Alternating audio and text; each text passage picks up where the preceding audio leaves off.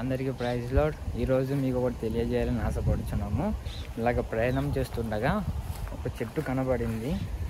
ఆ చెట్టు ఏంటంటే ఒక నిమిషం,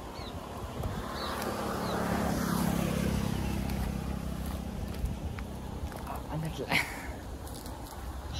ఈ చెట్టు నువ్వు చాలాసార్లు అనుకుంటావు, బైబిల్ నాకేం అర్థం కావడం లేదు, బైబిల్ చదువుతుంటే నాకేమీ రావడం లేదే, నేను ఎంత ప్రయత్నించినా నాకు తెలుగు చదవడం రావట్లేదు, ఏమి చదవడం రావట్లేదు, ఎందుకు చదవడం వేస్ట్ అనుకుంటావు కదా.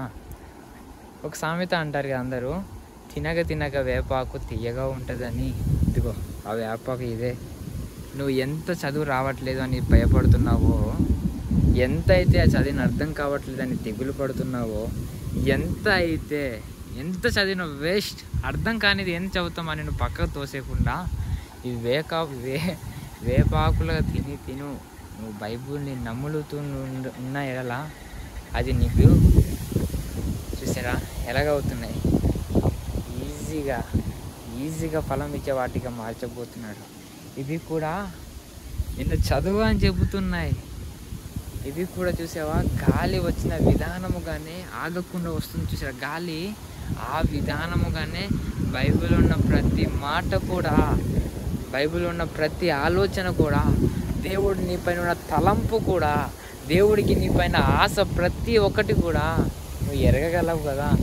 అంతేగాని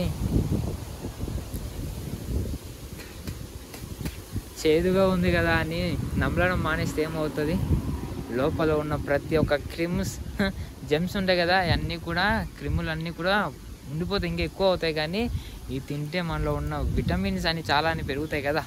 ఆ విధముగానే దేవుడు వాక్యాన్ని కూడా నువ్వు తెలిగినేలా, దేవుని మాటలు కూడా నువ్వు తెలుసుకునేలా, దీనివలే నువ్వు కూడా, అవి కూడా వాక్యాలు కూడా, దేవుని మాటలు కూడా పూర్తిగా ఈ విధంగా చూసారా ఫలం ఇచ్చడానికి ఎలా ఉంది, పూర్తిగా తెలుసుకోవడానికి అవకాశం. దేవుడు మంచి వాతావరణం ఇచ్చున్నాడు, చక్కటి గాలిని ఇచ్చున్నాడు. ఇలాంటి దేవుణ్ణి ఇంకెంత స్తుతించాలి. ఎంత చేదుగా ఉంటే, అంత కష్టంగా ఉంటే అది అంత మంచిది.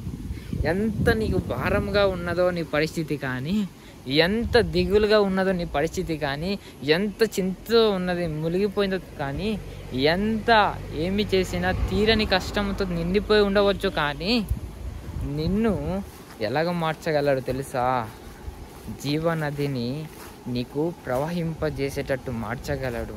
నిన్ను వాక్యం అనే సందేశాన్ని ఈ చేదు దానితోని నువ్వు నమిలేలా తీయగా ఉంటుంది కదా. ఆ విధముగానే నీ బ్రతుకు కూడా ఆయన మార్చేయగలడు. నీ బ్రతుకులో ఉన్న క్షణము కూడా వృధా కాకుండా నీ బ్రతుకుని క్షేమముగా మార్చేయగలడు. అలాంటి మార్చగల సమర్థుడు గల దేవుని ఉన్న ఎడలా చూసారా ఎలాగ మార్చేస్తున్నారు కదా. ఈ నీళ్ళంతా ఎక్కడి నుంచి వస్తున్నాయి తెలుసా, చిన్న లాజికే ఇక్కడ చూడండి.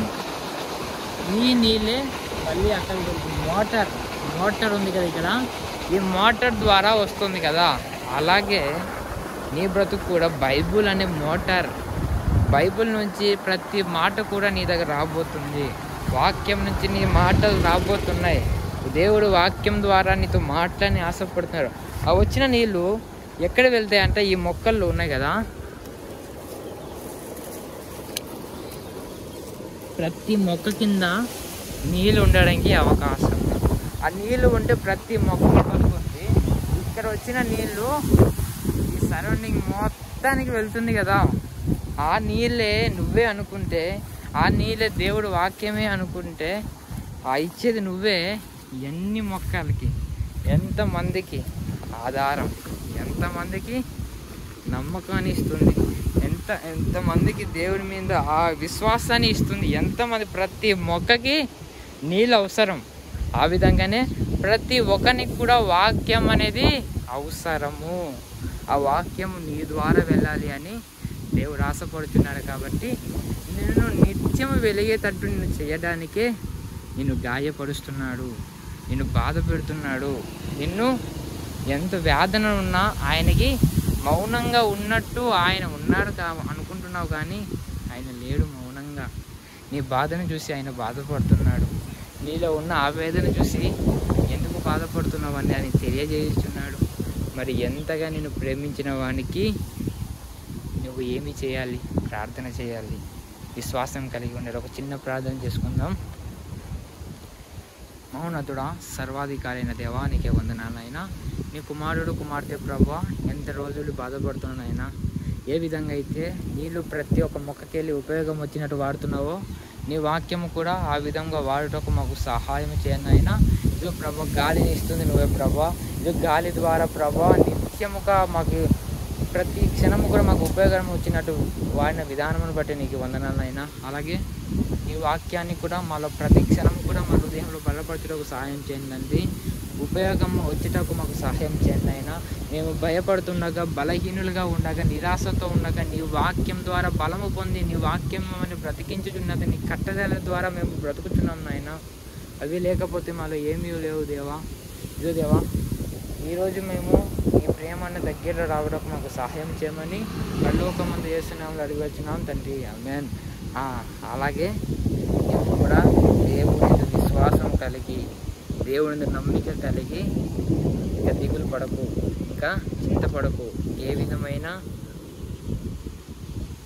మనసులో ఆవేదన పెట్టుకో. ఒకసారి బైబుల్ దేవుని మాటల మీద ఆసక్తి చూపు. నీకు నేను ఉన్నా, నేను పేరు పెట్టి పిలుచుచున్నా, భయపడకము. నేను చూడము, నా అరచేతిలో చెక్కుకొని ఉన్నా, నిన్ను నీ కుటుంబాన్ని నేను ఆశీర్వదిస్తున్నా అని చెప్తున్నాడు. కాబట్టి నేను ఆశీర్వదించే దేవుడు నీతో ఉన్నాడు కాబట్టి నువ్వు భయపడకుండా ఉంటావు అని నమ్ముతున్నాము. ఆమేన్. నువ్వు వీలుంటే నెక్స్ట్ వీడియో కలుద్దాం. Bye bye.